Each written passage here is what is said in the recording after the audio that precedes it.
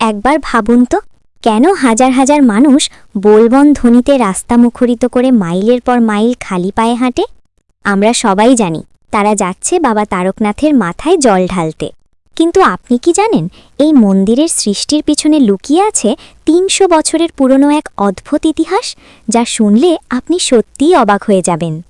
আজ থেকে প্রায় ৩০০ বছর আগে এই তারকেশ্বর ছিল এক বিশাল জঙ্গল। সেখানে বিষ্ণু দাস ও মুকুন্দ দাস নামে দুই ভাই গরু পালন করে দিন চালাতেন।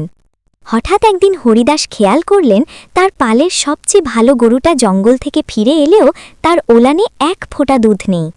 রোজই এমনটা হতে থাকায় তিনি ভাবলেন নির্ঘাত কেউ দুধ চুরি করছে, তাই চোর ধরতে তিনি চুপি চুপি গরুর পিছু নিলেন। জঙ্গলের ভেতরে গিয়ে তার চোখ কপালে উঠল। তিনি দেখলেন একটা কালো পাথরের ওপর গরুটা শান্ত হয়ে দাঁড়িয়ে আছে, আর তার ওলান থেকে নিজে থেকেই দুধ ওই পাথরের ওপর পড়ছে। হরিদাসের মনে হল পাথরের নিচে নিশ্চয়ই কোনো গুপ্তধন আছে, তাই তিনি কোদাল নিয়ে মাটি খুঁড়তে শুরু করলেন। কিন্তু একটু খুঁড়তেই এক হাড় হিম করা ঘটনা ঘটল। দেখলেন ওই পাথরটা থেকে মানুষের মতো তাজা লাল রক্ত ফিনকি দিয়ে বেরোচ্ছে।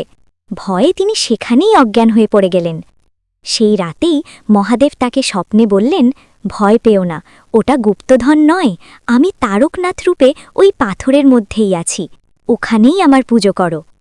ঘুম ভেঙে হরিদাস এক হাতেই জঙ্গল পরিষ্কার করে ওই পাথরের উপর একটা ছোট্ট খড়ের চালা তৈরি করে পুজো শুরু করলেন।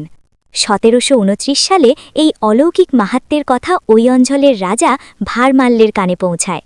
শোনা যায় রাজার পরিবারের এক সদস্য দীর্ঘদিনের কঠিন এক ব্যাধিতে ভুগছিলেন এবং তারকনাথের আশীর্বাদে তিনি অলৌকিকভাবে সুস্থ হয়ে ওঠেন।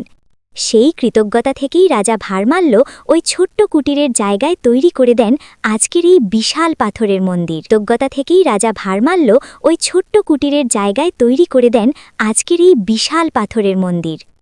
আজও মন্দিরের ভেতরে গেলে দেখবেন সেই শিবলিঙ্গটি মাটির অনেকটা গভীরে আছে। বাবার এই অলৌকিক মহিমা যদি আপনার হৃদয় ছুঁয়ে থাকে, তবে ভক্তি ভরে ভিডিওটি একটি লাইক করুন আর কমেন্টে একবার প্রাণ ভরে লিখুন, জয় বাবা তারকনাথ। মহাদেব আপনাদের সবার মঙ্গল করুন।